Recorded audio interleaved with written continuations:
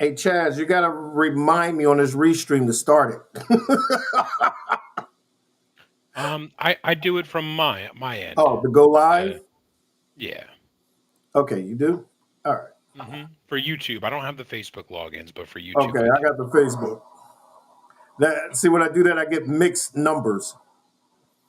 Okay. Yeah. Now, for those of you on social media, YouTube and Facebook, you're still hearing the conversation with me and my producer and Dr. Milton. Dr. Milton, I tell you, one of the most incredible things is understanding the old school Black consensus, where the worst thing that could ever happen to you was that you cut up and your neighbors see you. Absolutely.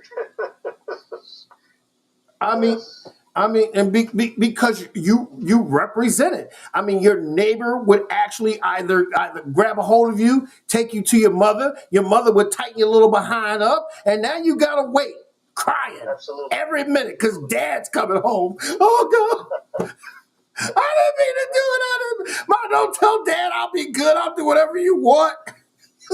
Absolutely. Absolutely. And you're talking about the urgency of the presence of a father, and not trying to belittle families that don't have that. But I remember an incident in my household where my older brother just was acting crazy. I mean, just acting 30-second really warning. not listening to my mom. Just bring us in. And Okay. and my mother said, "Well, wait till your father gets home." He's like, "Oh, I don't care." And as soon as my brother heard the keys jingling from my father, he began to get really crazy Mm-hmm. and start apologizing and crying. Oh yeah, I mean always. But here's the thing that really hurt the Black family in terms of assimilation, which led to the devastation, or is welfare, where there were more whites on welfare than there were people of color on welfare. Yet in the Black household, the man could not live there in order for the family to get assistance, separating the matriarch, the key figure of the Black family. Well, we know that the family is the cornerstone for all people, and I think that our experience, the totality of it, is just like, running a race, saying, hey, you're gonna run this race, but you're gonna run the race with a 25-pound weight vest. And the expectation is that you're going to be able to compete. Mm-hmm.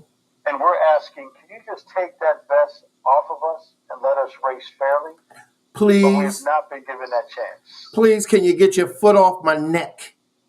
Absolutely. Yeah. Absolutely. Well, not only that, but what we also find out in terms of Black excellence is that once we reach the goal line, they move the goal post. Yes. that has happened a number of times. Yeah. Okay. So let's look at some industries that was destroyed by assimilation, because this is what I find in white society. They either copy it, destroy it, or I'm sorry, copy it, slander to destroy it, or buy it. Mm-hmm.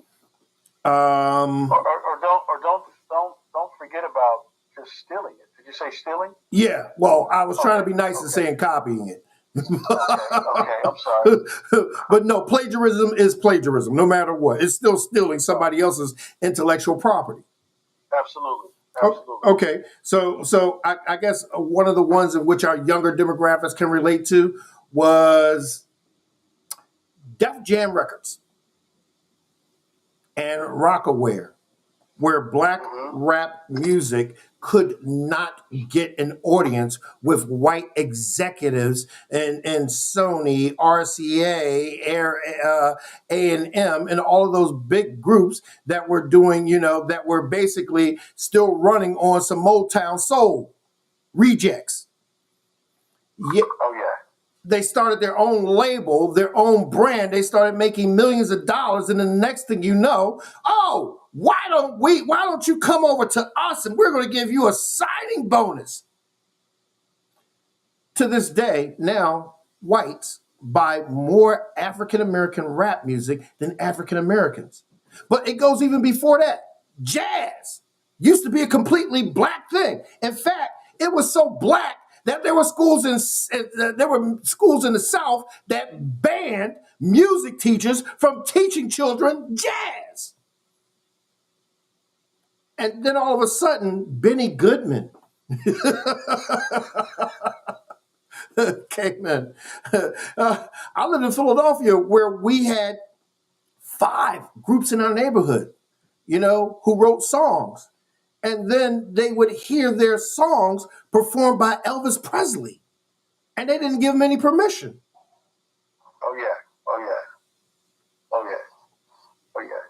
We were blessed with the opportunity to spend a couple days with our beloved brother Smokey Robinson last week. And just hearing all of the challenges of being in that era is quite interesting. Mm-hmm. It really is. It really is. And some of those things are still lingering to this day. Look, this may be my personal opinion, but I think Smokey Robinson would probably be the only man that my mother would have left my father for, hands down. Hey, Mama would have had to wait in line for that. My mother would have been like, "Look, honey, I love you, but that's Smokey. I got to go." Exactly. Yeah. Smokey's a beautiful brother. He really is. He is. I mean, and still in good shape. Excellent shape. Excellent shape for a man his age. Yeah. He's in better shape than a lot of people half his age. Believe it or not. Wow. Yeah. And but the challenges were, of course, breaking through there. But once we break through them, why do we sell out? Why do we think that the white dollar, we get more money off the white dollar than we do off the black dollar? Because of the foundation. A lot of these things were just passed from generation to generation without a challenge core of it or the essence of where it came from. Mm-hmm. I mean, we feel valuable when we're either complimented, endorsed, or something of that magnitude when it comes from whites. Why do we need the white man to validate our creativity? I believe because we're still dealing with internalized racism. We have been conditioned to see ourselves through the eyes of other people, opposed to recognizing the beauty that can come from our own eyes as we look at each other. In fact, we didn't look towards each other. Well, thank Muhammad Ali for saying that he was pretty.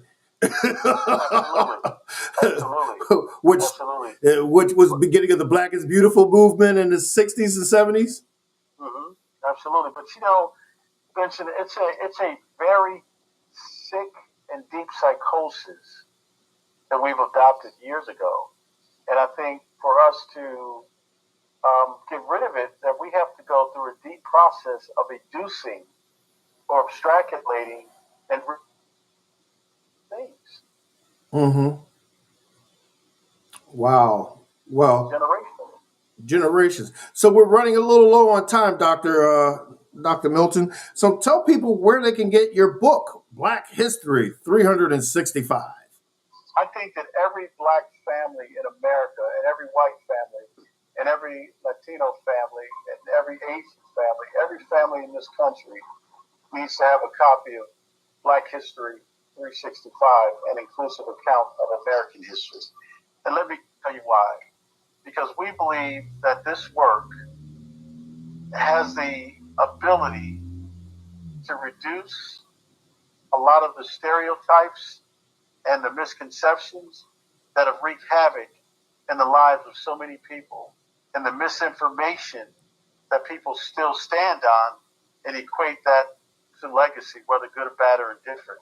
That we bring clarity to all those things, that we talk about the rich contributions that Black people have made to building this country and also participating in the growth of the world since the beginning of civilization.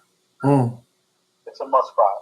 Oh, and my favorite that my one of my uncles used to talk about, the destruction of the Negro League baseball, where Absolutely. they were making more money than the whites because they had better talented players.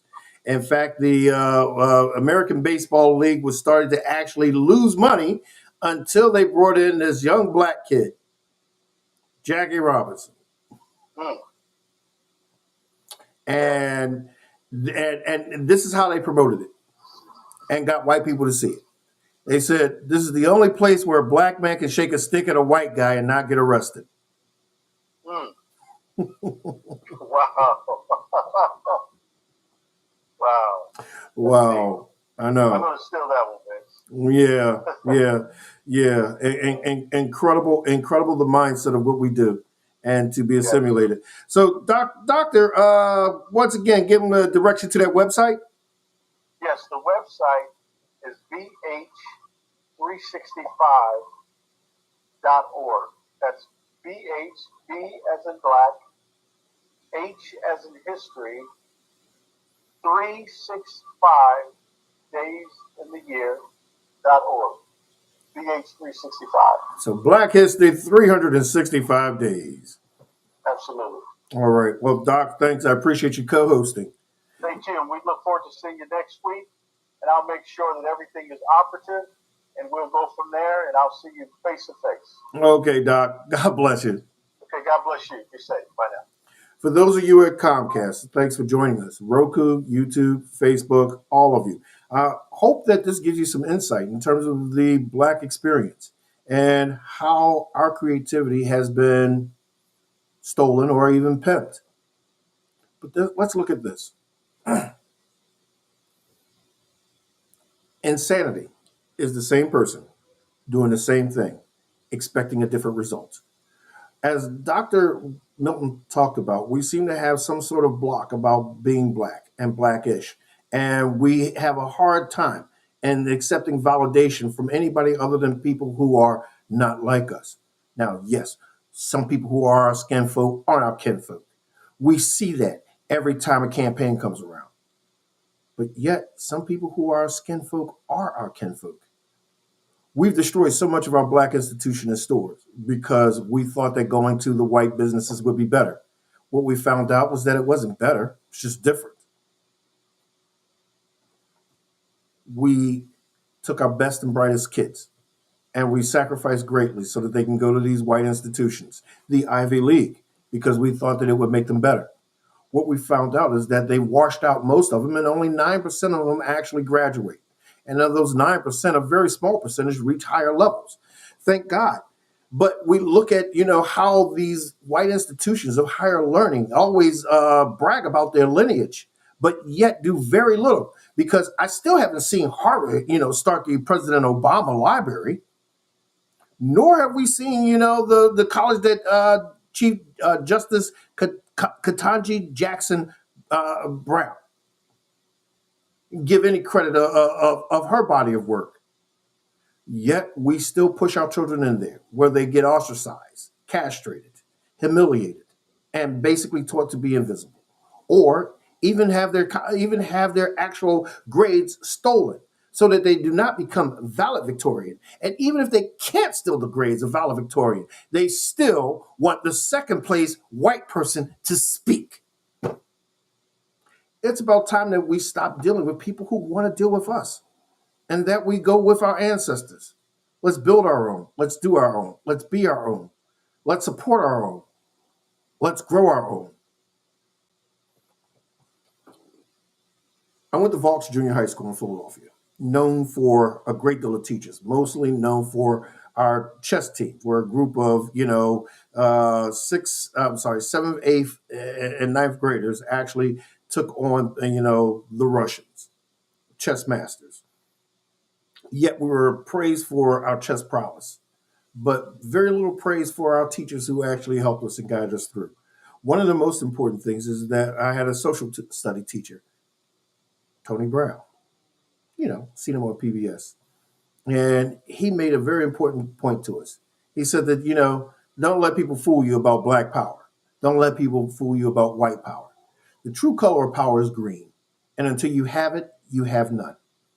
We give our power away every day when we don't recycle our dollars in black businesses. We give our power away every day when we watch these black shows, which are ran by white corporations, and not support the black shows that are running by blacks. In fact, BET at the lowest part was only getting 7% in terms of marketing dollars than major media because we did not support that. Are we going to continue on with the same level of insanity and expecting something different? Or are we going to strive for something better? One of the biggest problems that we're running into right now is the simple fact that we stayed dormant through 3 different primaries. Now we've got 3 Republican judges making decisions about our lives who don't care about us. Speaking of which, primaries are coming up. Are we going to deal with the same errors that we did for the last primary? Or are we going to get the Democratic candidates that are in there that are going to help pass this Build Back Better, that's going to keep putting money in your pockets to help you? Or are we going to not vote and let them now just do the Build Back Better that put billions, millions of dollars in the hands of billionaires? We got to break the cycle of insanity. Until then, we will never get to that level of excellence as a people. Yeah, we'll do a lot of individuals, but as a people. I'm Vincent Squire. Stay tuned tomorrow. With God's will, I'll be back to discuss the issues of our day. God bless everyone. Okay, we're out. All right. Yeah, it looked pretty good on Comcast. Yes, Okay. sir. I want to find out if we got to continue on testing every day or should we just go in and roll with it? I believe they said every day. It sounded like when I talked to them.